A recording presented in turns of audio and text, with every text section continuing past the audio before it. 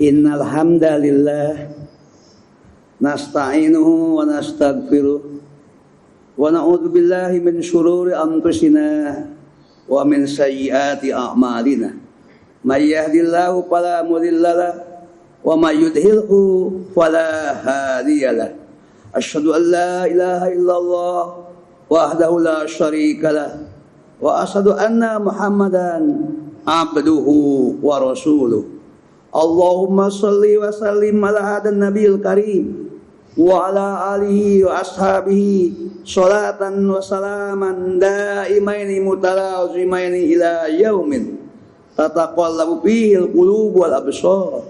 Ayyuhal hadirun ittaqullaha tuqatih wa la tamutunna illa wa antum muslimun.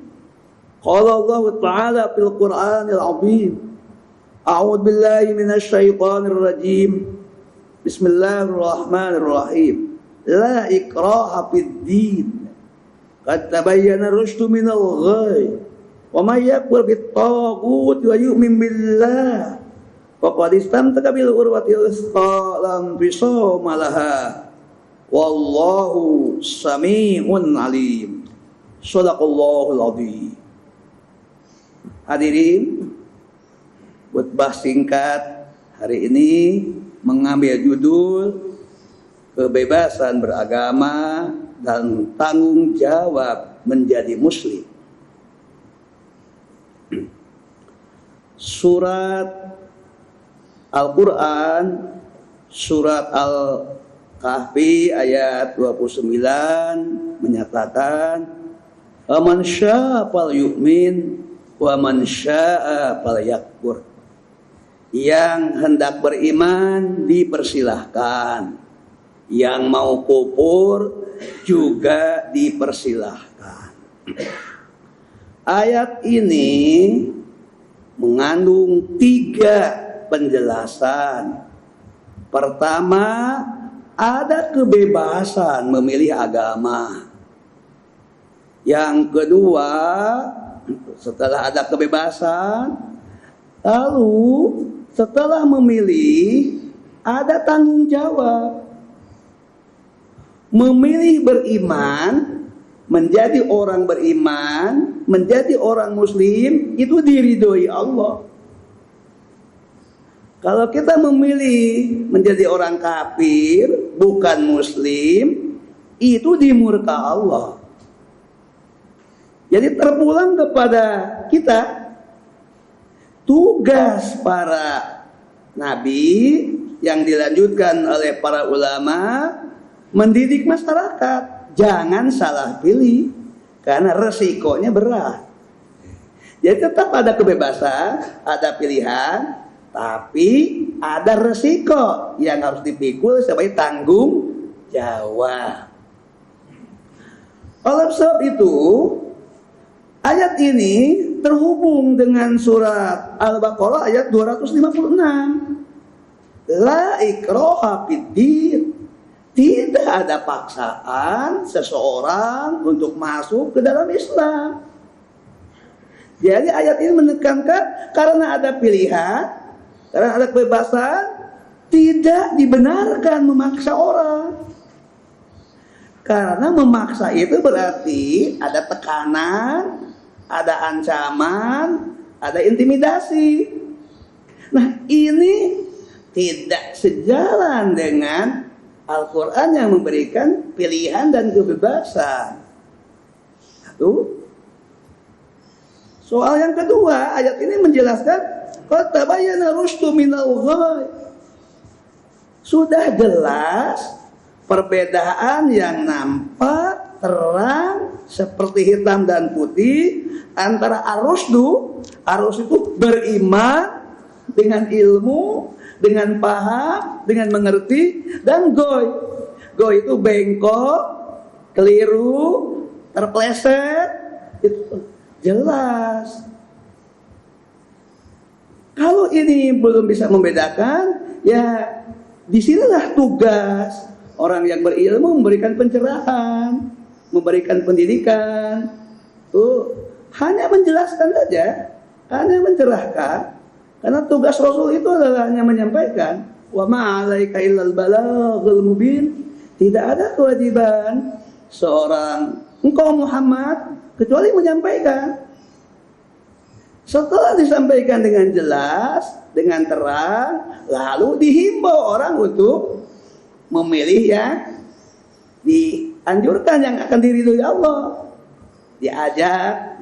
Kalau menerima, lanjutkan dengan bimbingan agama, dengan irsyad, bimbing umat itu harus dibimbing, harus dididik. Makanya seminggu sekali kaum laki-laki dewasa wajib sholat Jumat, mendengar khutbah. Untuk apa? Untuk mendapatkan pendidikan, untuk mendapatkan pencerahan.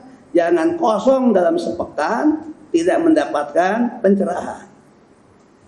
Gitu. Nah, apabila orang dalam realitas sosial sudah terkelompok dalam macam-macam agama, ya harus disikapi dengan dewasa. Mari kita lihat ayat yang membimbing kita menyikapi dengan dewasa. Ayat-ayat itu ayat-ayat yang muhkamat, yang terang sekali maksudnya, tanpa ditafsirkan juga sudah jelas. Yang pertama, semua kita hafal ayat terakhir surat Al-Kafirun, lakum dinukum waliyadin. Keyakinan kamu untuk kamu, keyakinan kami untuk kami. Artinya kamu akan mempertanggungjawabkan pilihanmu, kami juga akan mempertanggungjawabkan ya Allah pilihan kami. Kami yakin memilih Islam, kami dapat ridho Allah. Tapi kami yakin pilihan adalah keliru. Tetapi kekeliruan itu iya keyakinan kita saja. Tetap ada kebebasan, tetap ada penghargaan. Biarlah dia memilih pilihan dia. Toh nanti akan sama-sama kita pertanggungjawabkan di hadapan Allah. Kita pegang saja keyakinan kita. Jadi informasi ini akurat, informasi dari Allah. Nah, apakah perbedaan itu harus menghalangi kemungkinan bekerja sama, bersepakat, membangun negeri? Karena negeri kita ini adalah ibarat perusahaan, pemilik sahamnya banyak, Muslim adalah pemilik saham terbesar. Tidak terhalang. Karena kita berkonsensus, kita bersepakat untuk bersama-sama membangun negeri. Nah, dari mana kita punya kesimpulan bahwa itu tidak terhalang? Al-Quran yang mengatakan itu. Mari kita simak. Terhadap orang nih yang berbeda dengan kita. Di Indonesia ada 6 agama, berarti di luar Islam itu ada 5. Apa kata Al-Quran? Mari kita simak surat Al-Mumtahanah ayat 8. Bismillahirrahmanirrahim. La yanhakumullahu 'anil ladzina lam yuqatilukum fid dini wa lam yukhrijukum min diyarikum an tabarruhum wa tuqsitu ilaihim. Innallaha yuhibbul muqsitin. Allah tidak melarang kalian orang-orang muslim, orang-orang beriman untuk berbuat kemanusiaan.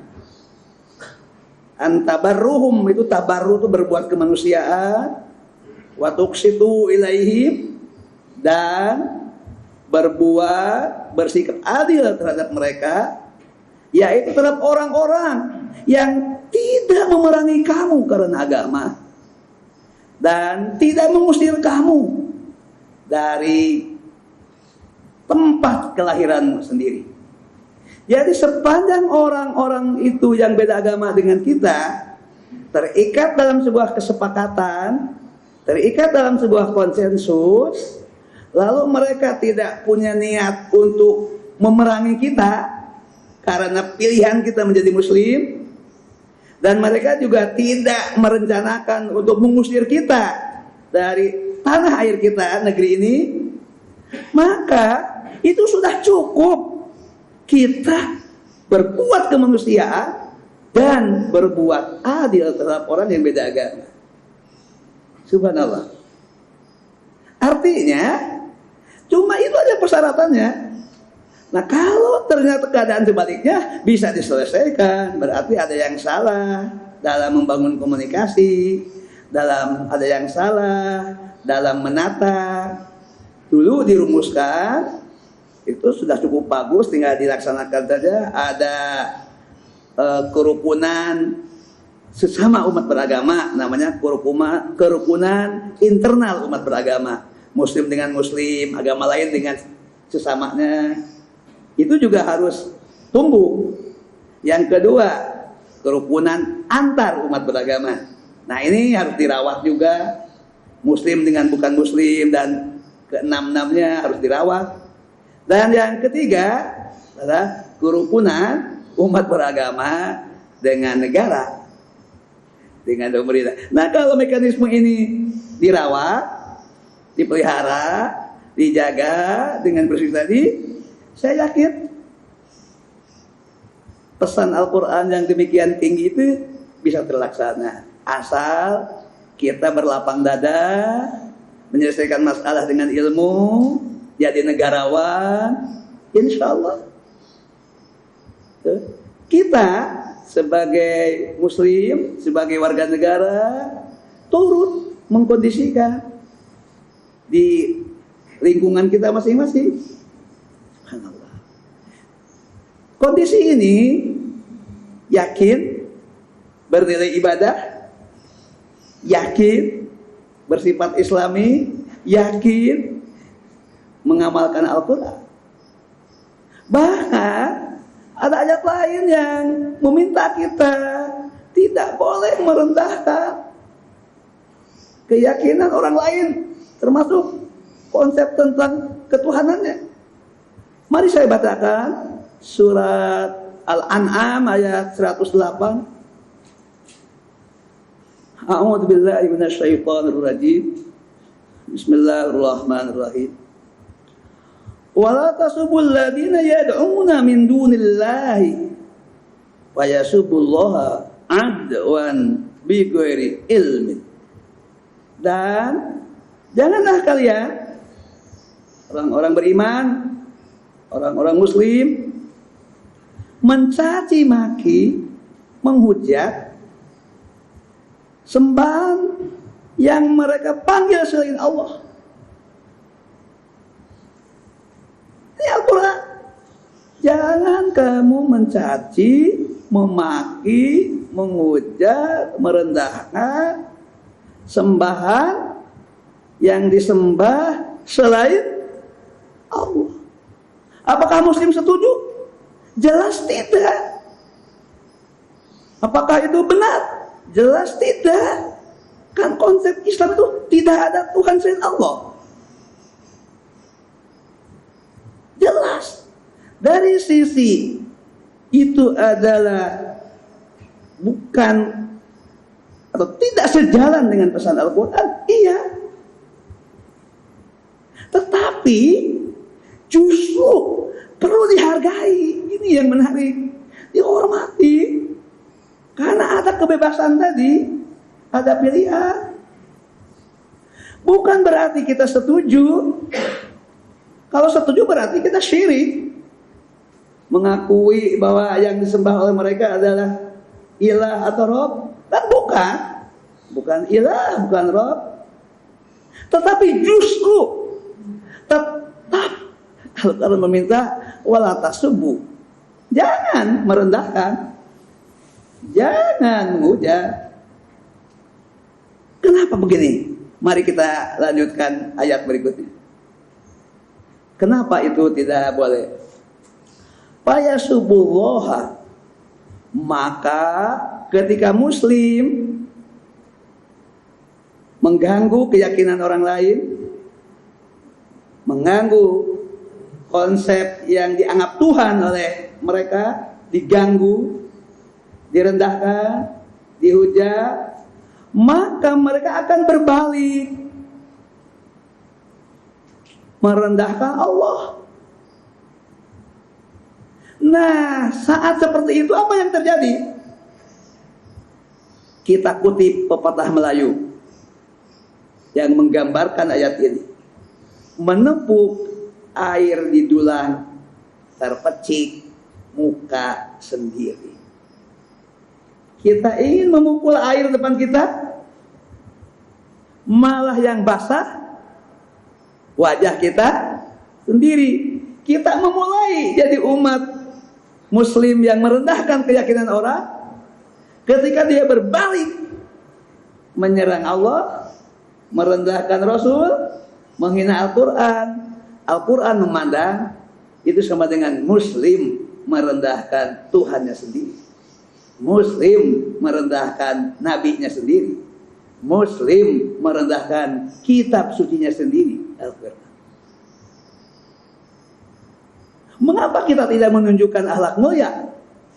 Mengapa kita tidak menunjukkan pribadi yang lapang dada? Toleran itu bahasa Arabnya tasamuh, yang artinya dada lapang. Mengapa kita tidak menunjukkan bahwa kita adalah menghargai kebebasan? Mengapa kita tidak menghargai bahwa itu adalah pilihan? Nah, ada yang ketiga. Kalau Muslim berpandangan sempit, berpandangan tasyadud itu kencang, langsung, bukan sekadar mereka akan berbalik menyerang, merendahkan Allah, Rasul, Al-Quran, Islam sendiri, tapi serangannya itu aduan, bisa berlebih-lebihan. Satu, serangannya bisa tajam, kasar, sarkasme, aduan itu berlebihan. Bigori ilmin, serangan mereka tidak didasarkan kepada ilmu.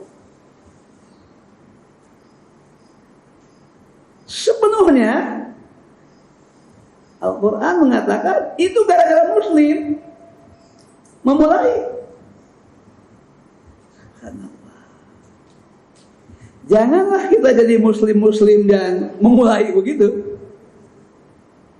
Ada satu pengalaman menarik, ini sekadar contoh, tidak diuraikan. Umar ibn Khattab meletakkan perjanjian dengan orang Yahudi, orang Nasrani di Yerusalem pada tahun 636 Masehi untuk merumuskan satu kota Yerusalem untuk 3 agama. Yahudi, Nasrani, Islam. Dan itu bertahan dari tahun 636 sampai 1099. Bisa dihitunglah. 636 1099. Rejim berganti, dinasti berganti, kesepakatan tetap bertahan. Tiba-tiba ada satu dinasti Bani Salju mengubah kesepakatan itu bahwa Yerusalem hanya untuk Muslim. 2 agama ditutup. Apa yang terjadi? Yang terjadi adalah gelombang radikalisasi, penyerangan yang melahirkan perang salib. Apa dampaknya? 200 tahun Yerusalem lepas dari kaum muslimin. Gara-gara satu dinasti kecil mengubah kesepakatan ini dengan konsep monopoli. Itu dalam sejarah. Jadi benar yang dikatakannya ini, jangan memulai Muslim. Tapi Muslim juga punya harga diri. Kalau ada orang yang merendahkan, jangan ditanggapi dengan emosi, bukan dengan kemarahan, selesaikan secara hukum. Sadarkan penegak hukum untuk bersikap adil dan menegakkan hukum dengan sebaik-baiknya. Harus didorong dan didorong. Insya Allah pandangan ini akan melahirkan singkatnya subhanallah. Menjadi muslim itu benar-benar menjadi orang yang negarawan, berlapang dada, bisa hidup bersama, bisa rukun, bisa bersepakat, aman, nyaman, tertib, insya Allah. Semoga khutbah singkat ini cukup sampai di sini, yang pada intinya kita lebih baik wujudkan keimanan kita, ketakwaan kita dengan sikap berpedoman pada Al-Quran dan Sunnah, dengan pemahaman yang mendalam, benar, dan tekstual serta kontekstual. Teksnya dibaca ayatnya, kontekstual jelaskan dengan sejelas-jelasnya, sehingga umat mendapatkan pemahaman yang sedalam-dalamnya. Barakallahu li wa lakum fil Qur'anil azim wa nafa'ani wa iyyakum bima fihi minal ayati wa dzikril hakim wa taqabbalallahu minni wa minkum tilawatahu innahu was-sami'ul 'alim. Aqulu qouli hadza wastaghfirullah li wa lakum wa lisairil muslimina wal muslimat wal mu'minina wal mu'minat wa qad fadal mustaghfirun wa qad fajata ibu.